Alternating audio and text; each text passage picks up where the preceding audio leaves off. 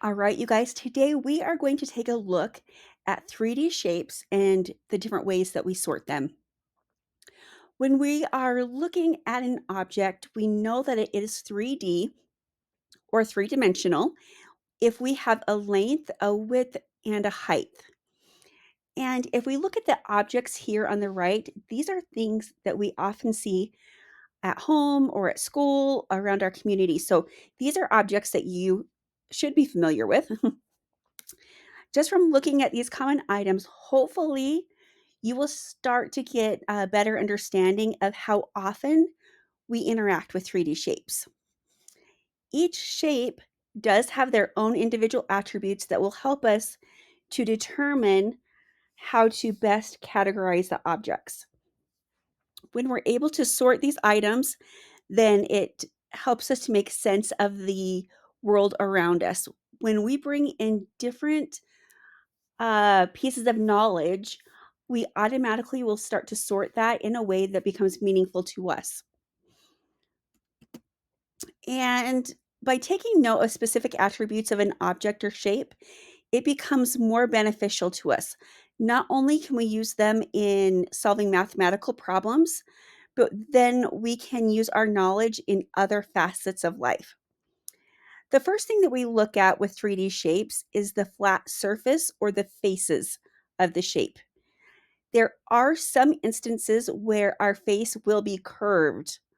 A sphere is a good example of this. In this particular instance, with a sphere, the entirety of the surface would be the face. Next, we'll look at how many edges our shape has. An edge is where we have two faces meet. And the last bit of information we look for in categorizing a 3D shape is the number of vertices or corners, and that is where we have the edges come together, where we have two or more of our edges meet. Let's take a look at our first shape, a prism. This particular prism is a cube. Let's identify the number of faces. With these, you can label the different faces however you wish. I tend to keep track of them where they are in relation to me. So we have the T for the top, B for bottom, BA for back, F for front, L for left, and R for right. If we put those all together, that gives us 6 faces. For the edges, as I'm counting, I like to mark each one with a number. That helps me ensure I count each of the edges and not one particular edge more than once. Now, because the edges are numbered, it's easy to see that we have 12 edges on our cube. And the last thing we're going to look at are the vertices, and I've marked these with circles. So we can simply look at those. We have 4 on top, 4 on bottom, and that shows us that we have 8 vertices.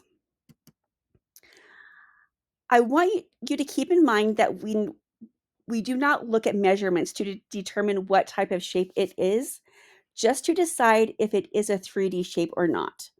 For instance, if I had a rectangular prism, I would have the same number of faces, edges, and vertices as our cube, and thus it would still be categorized as a prism, although the side measurements would be different.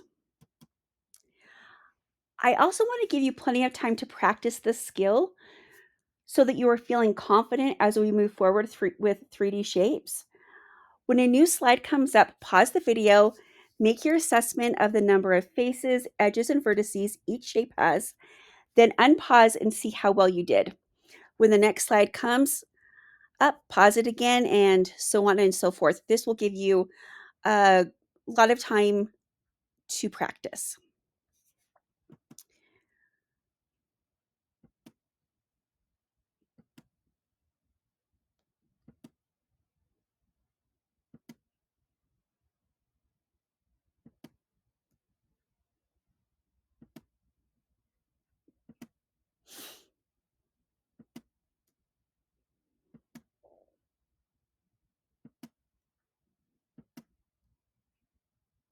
The last thing I want to make sure I cover is the difference between a right and oblique pyramid. As you can see by the visual, a right pyramid has the apex or the tip top of our shape completely perpendicular or centered with the base of our shape. When we have an oblique pyramid, our apex is skewed from the center point. This gives the appearance that the shape is leaning. And not only do we see this with pyramids, but we'll see this with cones as well. Now that we've had some practice with 3D shapes, it's very likely that you will start making note of them more often as you go about your day. Great work today.